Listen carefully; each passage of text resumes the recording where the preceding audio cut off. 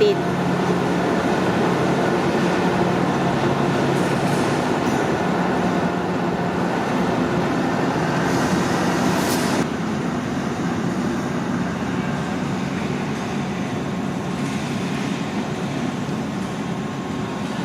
รถไฟไทยธรรมจอดแน่นิ่งๆหน้า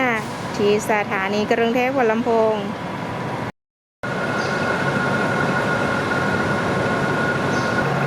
อันซอม4133ค่ะวันนี้เข้ามาทำ201กรุงเทพพิษณุโลก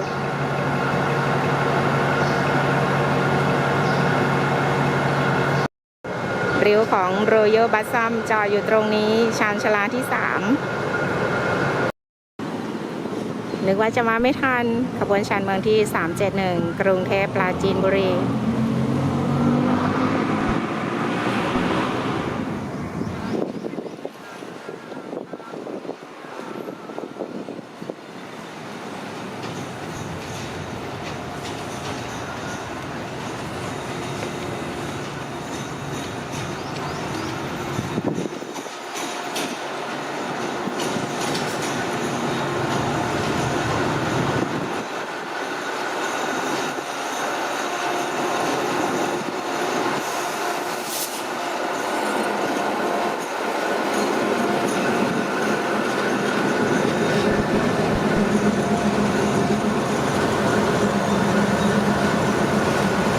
เดี๋ยวจะติดนะไปลงพญาไทดีกว่าวันนี้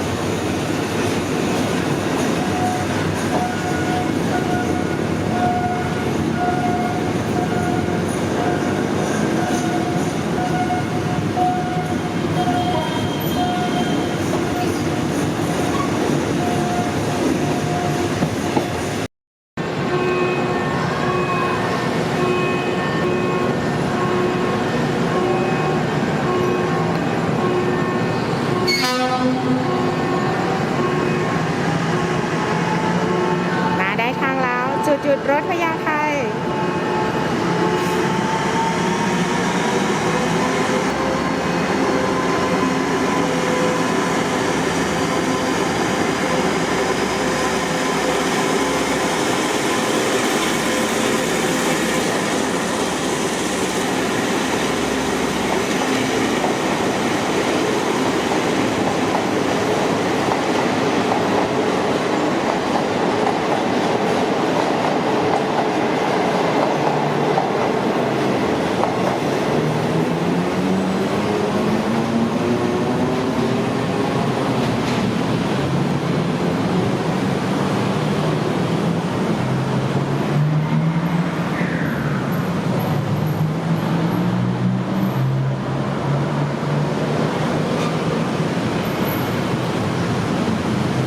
เดี๋ยวรอ284สักหน่อยก็จะกลับ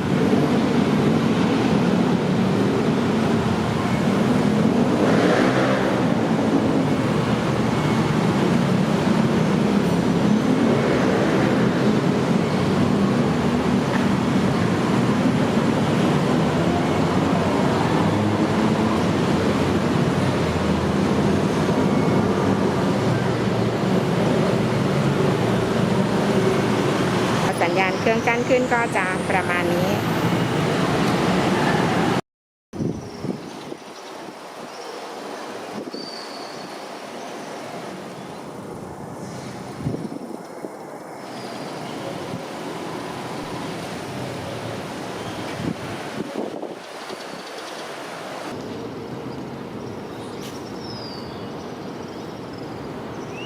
ยวมารอ284ค่ะ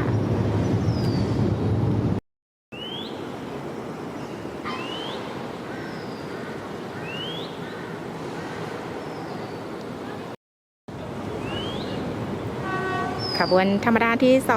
284ค่ะถนนราชปรารภ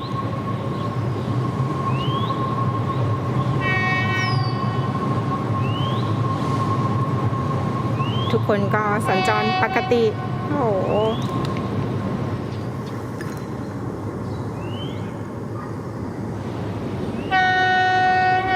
ไม่ได้เกรงกลัวอะไรเลย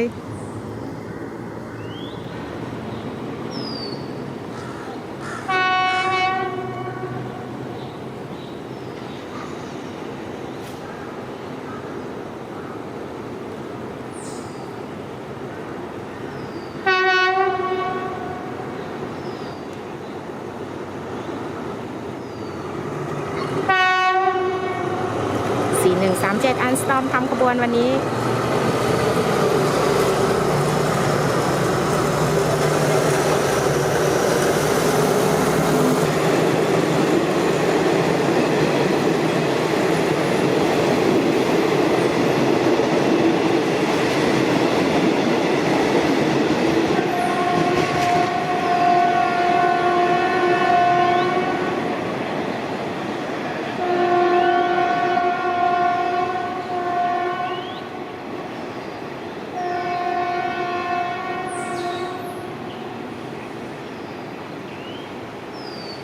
เดี๋ยวนะต้องไปรอทางอีก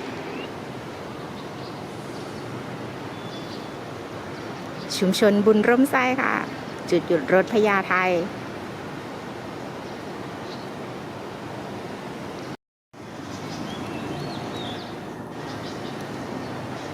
น้าไปแล้วปลายทางสถานีกรุงเทพเย็นนี้ก็คงต้องไปแล้วค่ะหากใครที่ชื่นชอบในคลิปของ Rose on Train ก็ฝากเป็นกำลังใจกดติดตามกดไลค์กดแชร์เจอกันคลิปหน้าสวัสดีค่ะ